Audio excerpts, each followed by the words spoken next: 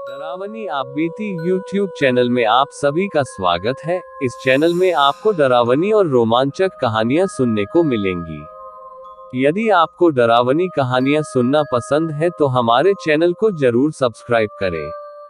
हम इसी तरह आपके लिए डरावनी कहानियां लाते रहेंगे। अगर आप अपनी आपबीती हमारे साथ शेयर करना चाहते हैं तो व्हाट्सएप नंबर आपको डिस्क्रिप्शन बॉक्स में मिल जाएगा। आप हमें यहां से अपनी कहानियां भेज सकते हैं। तो आइए चलते हैं हमारी पहली कहानी की तरफ। आज की पहली कहानी हमें बिहार से साहिल जी ने भेजी है। इन्होंने अपनी एक आपबीती हमारे साथ शेयर की है, जिसमें इन्होंने अपने दोस्त अनुज के साथ एक भूतिया अनुभव किया था। तो आइए इनकी कहानी शुरू करते हैं। मेरा नाम साहिल है, मैं बिहार से हूँ। एक बार मैं अपने दोस्त अनुज के साथ अपने दोस्त की शादी में गया था। क्योंकि दूल्हा हमारा कॉमन फ्रेंड था और हम आसपास के गांवों में रहते थे, इसलिए हमने उसकी शादी में पैदल ही जाने का फैसला किया। हमने वहां खूब एंजॉय किया और फंक्शन को अच्छे से अटेंड किया। जब रात होने लगी तो दूल्हे ने हमें वहीं अपने पड़ोसी के घर रहने के लिए कहा, लेकिन शर्म के कारण हमने मना कर दिया। लगभग 10 बजे हमने घर वापस जाने का फैसला किया और हम खेतों के बीच बनी पगडंडी से गुजरे। शादी में देर रात तक नाचने के कारण हम दोनों थके हुए भी थे, इसलिए धीरे धीरे चल रहे थे। हमारा गांव अभी यहाँ से करीब 4 किलोमीटर दूर था। जब हम घर वापस जा रहे थे, हम खेतों के साथ साथ एक छोटी पहाड़ी नदी पर पहुंचे, जो शमशान घाट के पास स्थित थी। वह एक सुनसान और डरावनी जगह थी और हम दोनों थोड़ा आशंकित महसूस कर रहे थे। हालांकि हमने अपनी यात्रा जारी रखने का फैसला किया और एक लकड़ी के पुल का उपयोग करके नदी पार करने लगे।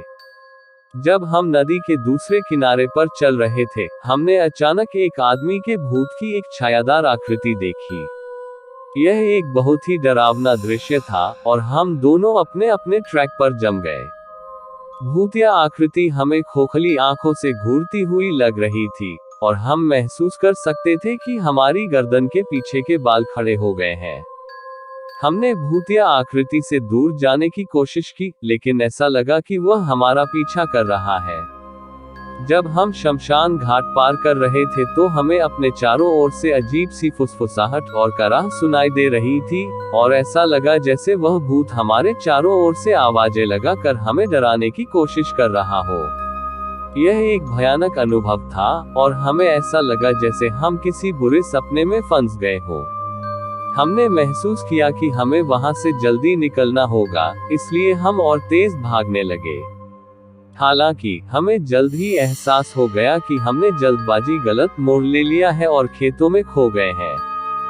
हम अपने पीछे भूतिया आकृति के कदमों की आवाज सुन सकते थे और ऐसा महसूस हो रहा था जैसे वह हर बीतते पल के साथ करीब आ रहा हो। उसी वक्त हमें दूर से एक हल्की रोशनी दिखाई दी और हम उसकी ओर दौड़ने लगे। यह पड़ोस के गांव का एक घर निकला और हम मदद के लिए गांव की ओर भागे। वहां कुछ लोग हमारे रिश्तेदार भी थे। उन्होंने हमारी कहानी सुनी और हमें रात के लिए आश्रय भी दिया। अगले दिन हम थोड़ा बेहतर महसूस करते हुए उठे और हमने महसूस किया कि हम एक बहुत ही खतरनाक स्थिति से बाल बचे थे। हमने जांच करने का फैसला किया कि पिछली रात क्या हुआ था। लोगों ने हमें बताया कि जिस भूतिया आकृति को हमने पिछली रात देखा था, वह एक युवक की आत्मा थी, जो 3 दिन पहले उन्हीं खेतों में काम करते हुए 25 साल की जवान उम्र में मर गया था। वहीं शमशान घाट पर उसका अंतिम संस्कार किया गया। अंत में इतना कहना चाहूंगा कि भूत के साथ आमना सामना करना हमारे लिए एक डरावना अनुभव था, जिसे हम कभी नहीं भूल पाएंगे। और मैं शुक्रगुजार हूं कि मेरा दोस्त अनुज मेरे साथ था और हम स्थिति से सुरक्षित बाहर निकलने में सफल रहे। आज की दूसरी कहानी देहरादून के सुमित जी की है। आइए इनकी कहानी को इन्हीं के नजरिए से जानते हैं। मेरा नाम सुमित है। मैं देहरादून का रहने वाला हूँ। मैं यहीं एक कारखाने में मशीन ऑपरेटर के रूप में काम करता था। एक बार की बात है, मुझे फैक्ट्री से घर निकलने में देर रात हो चुकी थी और मुझे अपने घर तक पहुंचने के लिए एक अंधेरी और सुनसान सड़क से होकर 20 किलोमीटर का रास्ता तय करना था। मैंने पहले भी अनगिनत बार ऐसा किया था, लेकिन आज की रात अलग थी। जैसे ही मैंने अपनी बाइक की चालू की, मुझे अपने अंदर एक अजीब सी बेचैनी का एहसास हुआ। ऐसा लग रहा था कि कुछ गलत होने जा रहा है, लेकिन मैंने इस भावना को झकझोरने की कोशिश की और अपने रास्ते पर चलता रहा।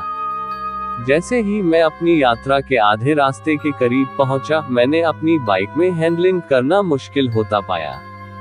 मैं इसे देखने के लिए रुका, लेकिन जैसे ही मैं उतरा, मुझे एहसास हुआ कि मेरा टायर तो पंचर हो गया है। मैंने अपने सिर पर हाथ रखा, यह अफसोस करते हुए कि मेरे पास कोई अतिरिक्त टायर नहीं था, और अब मैं कहां फंस चुका। मेरे फोन में कोई नेटवर्क कवरेज नहीं था, और मैं अकेला था। मैंने अपनी बाइक को आगे बढ़ाने और कुछ मदद खोजने की कोशिश करने का फैसला किया। रात अजीब तरह से खामोश थी, और हर आवाज तेज लग रही थी। मैं पत्तों की सरसराहट, उल्लू की हूटिंग और दूर से कुत्ते की गुर्राहट सुन सकता था। सन्नाटा और अंधेरा डराने वाला था, और मुझे लगा जैसे कोई मुझे छुपकर देख रहा है। चोर लुटेरों के डर से मैंने खुद को सतर्क रखने की कोशिश की और अपनी बाइक को आगे बढ़ाना जारी रखा।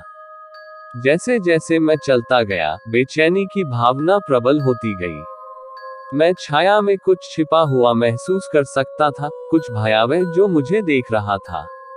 मैंने तेज चलने की कोशिश की, लेकिन मेरी बाइक भारी थी और मैं थक गया था। अचानक मैंने एक चीख सुनी जिससे मेरा खून ठंडा हो गया। यह आवाज जंगल के भीतर से आई थी, और ऐसा लग रहा था कि कोई भयानक दर्द में है। मैं आतंक में जम गया, मेरी हालत चलने लायक नहीं रही।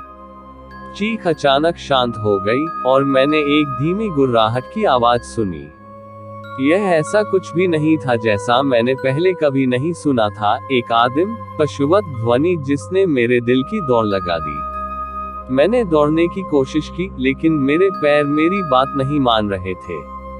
मुझे लकवा मार गया, जैसे ध्वनि ने मुझमें से सारी ऊर्जा निकाल दी हो। जैसे जैसे गुर्राहट तेज होती गई, मुझे एहसास हुआ कि कुछ मेरा पीछा कर रहा है। मैं उसकी तेज सांसों की आवाज साफ साफ सुन सकता था, और मैं जानता था कि मैं गंभीर खतरे में था। मैं मुड़ा, लेकिन मुझे सिर्फ अंधेरा ही नजर आ रहा था। मैं बिल्कुल अकेला था, अपने बचाव के लिए मेरे पास कुछ नहीं था। गुर्राहट तेज हो गई, और मैं झाड़ियों के माध्यम से कुछ हिलते हुए सुन सकता था। मैंने दौड़ने की कोशिश की, लेकिन मेरे पैर ऐसे लग रहे थे जैसे वे सुन्न हो गए हो। गुर्राना मेरा पीछा करता था, हमेशा पहुंच से बाहर, लेकिन कभी दूर नहीं। मैं महसूस कर सकता था कि कोई तो मेरे पीछे पीछे आ रहा है, और मुझे पता था कि मेरा शिकार किया जा रहा था। मैं सड़क पर लड़खड़ा गया, मेरा दिल डर और भ्रम से दौड़ रहा था। मुझे नहीं पता था कि मेरे साथ क्या हो रहा है, लेकिन मुझे पता था कि यह कुछ बुरा था। हर बार जब मैं मुड़ा, तो मुझे अंधेरे के अलावा कुछ नहीं दिखाई दिया, लेकिन मैं किसी बुरी चीज की उपस्थिति महसूस कर सकता था। अचानक जब आवाज शांत हुई, मैंने एक बार फिर पीछे मुड़ के देखा, लेकिन गुप्त अंधेरे में किसी आकृति ने अपने पैने नाखूनों से मेरी छाती पर हमला कर दिया। इससे पहले कि मैं कुछ समझ पाता, वह जीव या कहें तो वह आकृति तेजी से छलांग लगाकर जंगल में कहीं गायब हो गई। मैं दर्द से चिल्ला पड़ा, और जितना जोर मेरे शरीर में रह गया था, मैं उसी के सहारे वहां से दम लगाकर भागा। अंत में मैंने दूरी में एक प्रकाश देखा, एक गैस स्टेशन जो अभी भी खुला था।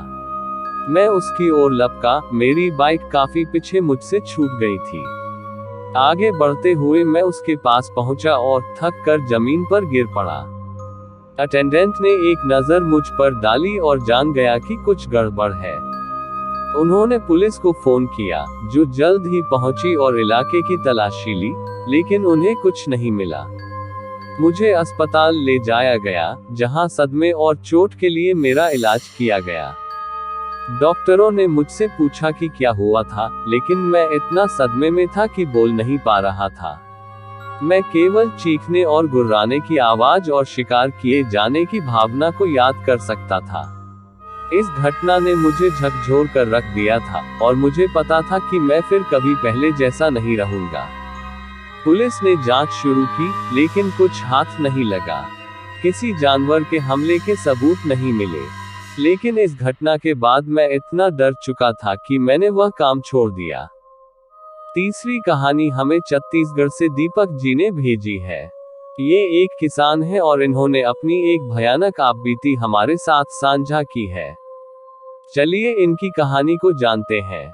मेरा नाम दीपक है। छत्तीसगढ़ में एक किसान के बेटे के रूप में मेरा जीवन काफी सादा था। मैं अपने पिता के साथ खेतों से घिरे एक छोटे से गांव में रहता था। मेरे पिता हर दिन खेतों की देखभाल किया करते थे। लेकिन मेरे पिता की मृत्यु के बाद मैंने खेतों की देखभाल करने की जिम्मेदारी ली। मेरे द्वारा उगाई जाने वाली मुख्य फसलों में से एक चावल थी, जिसे पनपने के लिए बहुत अधिक पानी की आवश्यकता होती थी। घर में मैं अब अकेला ही रहता था, तो इसलिए एक दिन मैंने अपनी फसलों को पानी देने के लिए रात को अपने खेतों में ही रहने का फैसला किया। मुझे जमीन से अलग करने के लिए मैंने एक बांस की मीनार पर एक छोटा सा बिस्तर लगाया। ये मीनार या कहें तो चबूतरा मुझे किसी भी जंगली जानवर से सुरक्षित रखेगा जो मेरे खेतों में आ सकता है। मेरे पास कुछ सामान था, रोटी पानी और मेरे रास्ते को रोशन करने के लिए मिट्टी के तेल का एक छोटा सा लालटेन। मुझे याद है कि दिन भर के काम के बाद मैं थका हुआ महसूस कर रहा था, लेकिन मैंने ठान लिया था कि मैं रात भर यहीं रुकूंगा और अपने खेतों में पानी की सप्लाई करूंगा। इसलिए मैं अपने काम चलाओ बिस्तर पर लेट गया और रात में तारे देखते हुए मैं सो गया। रात के बीच में एक अजीब शोर आने से मैं जाग गया था। ऐसा लग रहा था जैसे झाड़ियों के बीच से कुछ सरसराहट हो रही है, लेकिन मैं यह नहीं समझ सका कि यह क्या था। मैं अपने बांस के चबूतरे पर बैठ गया, लालटेन को अपने हाथ में कसकर पकड़ लिया और मेरे नीचे के खेतों को देखा। पहले तो मुझे कुछ भी अलग नजर नहीं आया, लेकिन तभी मैंने देखा कि एक काली आकृति को मेरी ओर आता देखा। पहले मुझे लगा कि यह कोई जंगली जानवर होगा, लेकिन यह एक जानवर होने के लिए बहुत बड़ा था और एक इंसान होने के लिए बहुत शांत था। मैंने शू शू करते हुए उससे भगाने की कोशिश की और उसकी प्रतिक्रिया ना पाने पर मैं डर गया। जैसे जैसे आकार करीब और करीब आता गया, मैंने अपने दिल की धड़कन को महसूस किया। मुझे एहसास हुआ कि मैं एक गंभीर खतरे में हूँ। जो कुछ भी मेरे पास आ रहा था वह ठीक नहीं था, और इस ऊंचाई में यहाँ से कहीं भाग भी नहीं सकता था। अचानक छाया से आकृति उभरी, खुद को एक भूतिया आकृति के रूप में प्रकट किया। यह एक लहलहाती हुई सफेद साड़ी पहने एक महिला थी, जिसके लंबे काले बाल थे जो उसकी पीठ पर लटके हुए थे। जैसे ही वह मेरे पास आई, मैं डर से जम गया। उसकी आंखें लाल और गड्ढेदार थीं, और उसकी चमड़ी लाश की तरह फीकी थी। उसने अपना हाथ मेरी ओर बढ़ाया, और मैं डर से चिल्ला पड़ा। मैंने हिलने की कोशिश की, लेकिन मेरा शरीर अब जवाब दे रहा था। यह ऐसा था जैसे मुझे डर के मारे लकवा ही हो गया था। भूतिया आकृति मेरे पास आती रही, और मैं खौफ से भर गया। मैं रोते हुए अपने जान की भीख मांगने लगा। जैसे ही मुझे लगा कि सब कुछ खत्म हो गया है, मैंने मैदान के दूसरी तरफ से एक जोरदार हलचल सुनी। यह आदमियों के एक समूह की आवाज थी, जो चिल्ला रहे थे और भागते हुए आ रहे थे क्योंकि वे मेरी आवाज सुनकर आए थे। भूतिया आकृति ध्वनि पर पीछे हट गई, जिससे एक भेदी चीख निकली जो रात भर गूंजती रही। और फिर जैसे तैसे वह चली गई थी, अंधेरे में गायब सी हो गई। गांव के लोग अंततः मेरे चबूतरे पे पहुंचे। उन्होंने मदद के लिए मेरी पुकार सुनी थी और जांच करने आए थे। जैसा कि मैंने उन्हें अपने भयानक मुठभेड़ के बारे में बताया, उन्होंने बड़े ध्यान से सुना। वे भूतिया महिला की कहानी जानते थे, जिसके बारे में कहा जाता है कि वह रात में खेतों में घूमती थी। किंवदंती के अनुसार वह एक ऐसी महिला की आत्मा थी, जिसकी उसके पति द्वारा क्रूरता से हत्या कर दी गई थी, और उसकी बेचैन आत्मा बदला लेने के लिए खेतों के आसपास भटकती रहती है। तो उन लोगों ने एक दूसरे को बेचैनी से देखा, जैसे कि आगे क्या करना है इसके बारे में सोच रहे थे। लेकिन फिर उनमें से एक ने रात भर मेरे साथ रहने की पेशकश करते हुए बात की। साथ में हमने रात पर खेतों पर नजर रखी। और हालांकि मैं अभी भी डर से सदमे में था, मुझे दूसरे इंसान की उपस्थिति से मुझे काफी सुकून मिला। जैसे ही सूरज उगना शुरू हुआ, हमने अपना सामान बांधा और जाने के लिए तैयार हो गए। और उसके बाद मैंने फैसला किया कि कभी देर रात तक खेत में नहीं रुकूंगा, या फिर सूरज डूबते ही घर चला जाऊंगा। आज इस बात को 4 साल हो गए हैं, और उस रात की घटना के बाद मैंने कभी ऐसा कोई अनुभव नहीं किया। तो ये थी आज की आखिरी कहानी। उम्मीद है आपको पसंद आई होगी। तो मिलते हैं कुछ और रोमांचक कहानियों के एक नए सफर में। तब तक के लिए स्टे घोस्टली।